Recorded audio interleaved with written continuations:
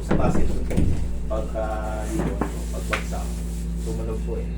Pagbagsak, tumunog. Kailan pa nadali? Tapos natumba na ako. 2 years na po. 2 years na. Ngayon, sa loob ng 2 years, Sinubukan ko pong ano yung mga 1 year po, sinubukan ko maglaro. Isang taon lang po, kahit tumunog na naman. sakit na naman. Pero ngayon, sa kanahirapan, sa basic walk, yung mga... Hindi po ako nahihirapan pag Paano ka na- lalakad lang po. Pag sa basketball po.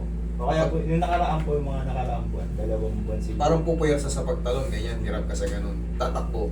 Mali po. Pagbaba. Pag tatalon ka, pagbagsak mo yan, para bang may trauma ka na eh. Diba? Siyempre, baka may gumano na naman, lumagotok ka naman. Higa ka. Sa ano yan? Sa tattoo yan. Hindi nagtubo. Sila. Ano Richard? Sa tattoo mo? Higa ka. Tanong din siya sa tattoo mo. Hindi, joke lang yun. Unang talo niya, pilay agad siya eh. Unang talo, parang manok. Chope eh. Pagtalo, Opo. hindi pati naman, pinay Kasi agad eh. yung mga 2 buwan po nakalipas siguro, nakaraang buwan dahil, ano po, naglalakad ako, nakapakang bato, umikot na naman, parang naano naman siya. Mabilis siyang umbang, mabilis pa twist, mabilis Opo, kasi. ganun po. Gano'ng kalaking ba to? Kahit maliit yung mga... Hindi, mga ganung bato naman po yung mahalap. Hindi, para ka natapilok din oh. Pero hindi po sa, ano, sa paalaan, sa tuhod.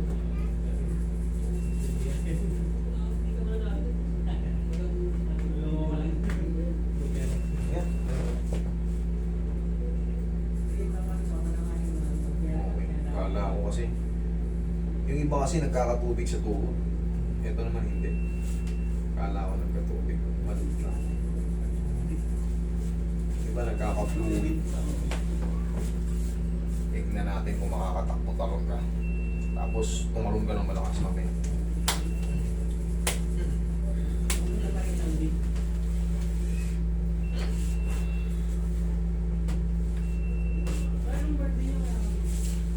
Isang gusto na maglaro niya sir eh.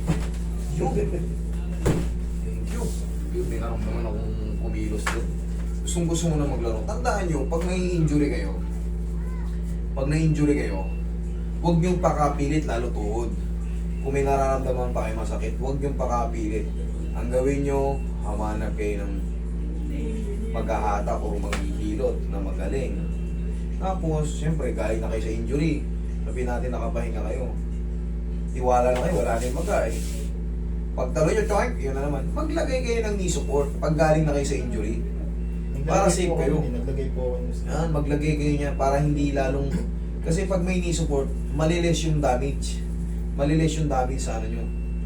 Siyempre, pag walang depensa, suporta, mas pwersado yung bagsak. Hindi katulad pag may knee support. Mano ka man, pero hindi ganong pwersado. Okay? Mas ma-avoid natin yung mas malaking damage sa loob. Kasi baka maputol yung ACL natin, yun ang pinakamasakit. Pag naputulan ka ng ligaments, oo, mawawala yung pain, pero yung yung tuhod mo, hindi mo na magagawa yung mga talon talaga. Matatakot ka na palagi, parang palagi na siyang bibitaw. Masakit nga nito, baka naputulan ng ACL na to, gumaling na eh. Kaya hindi lumalagotok-lagotok na ng bigla-bigla ng sisira. Pero yung x-ray ko po nung muli, okay naman po eh. Wala pong- X-ray, walang problema. Kumbaga, mas maano yung X-ray. Less kasi yung magiging findings or result or impression. Pero kung MRI pinagawa mo, dun mo malaman talaga. Sa mga ano po, litid na ano. Lahat, MRI, yung magnetic resonance imaging, kompleto yun. Pag in-X-ray mo, malalaman natin kung yung meniscus mo, healthy pa, MCL mo, PCL mo, ACL mo, LCL.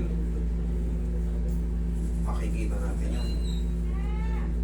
Tapos, syempre, yung mga cartilage natin dyan, kung may mga spar, teka sa mo, sipa. Isa pa? Okay. Sige, idol. Testing mo, magtatatalon ka dyan. Tingnan mo. Habang nandito, kaya ko namang ibalik niya. Sinilas ka, idol. Run muna. Tapos talon. Tingnan mo. Sige. Sige, talon. Sige, perse mo. Yes na. Walang Dito na lang po sabihan. Parang yung sa ugat na kukuryente. no oriente. Higa ka. Yan sa Sa malaki, no? Pila yun ah. Ito. Sanggal mo dati, pilay ka agad. Di ko nang Dati, pag gano'n, pilay ka kagad. Pero ngayon, iba na naman. Ngayon, siyempre, maninibago ka na kasi sa loob ng 2 taon na bago yung posisyon. May naramdaman kasi ako pag hataw kanina. Naramdaman mo ba? Yan. Once kasi maiwas natin yung mga umiipit dito sa gitna, yung nararamdaman niya kasi isang talon pa lang, pilay ka agad eh. Kasi, imbalance yung hindi nakatama ng maayos yung sa gitna na iipit kaya masakit. Pero pag yun na-align, bawas na yung pain.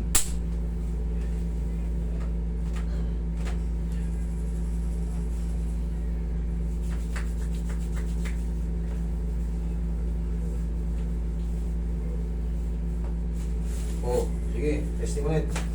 Takbo, talon. Para malaman natin. Sige, talon. Sige. Oh. Hindi mo magayin yan dati, di ba? Oh. Ayos Ayos na na. sila nagsasabay. Kasi pag nagsasabay Ngayon. ko po, Sabay mo. pag ito po yung nauna, pilay agad. Oh, sige. Unahin mo. Oh. Oo nga. Okay?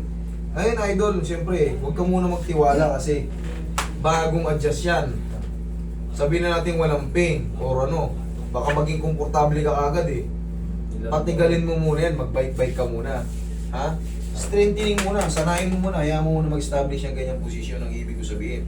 Tumagal muna, 2 buwan o 3 buwan, tapos bike-bike lang muna para maging makabalik. Buwan lang naman yun eh, yan, taon ka lang ang nagdusa eh. Di ba? Hayaan mo muna makapag-establish. Bike-bike ka muna. Okay?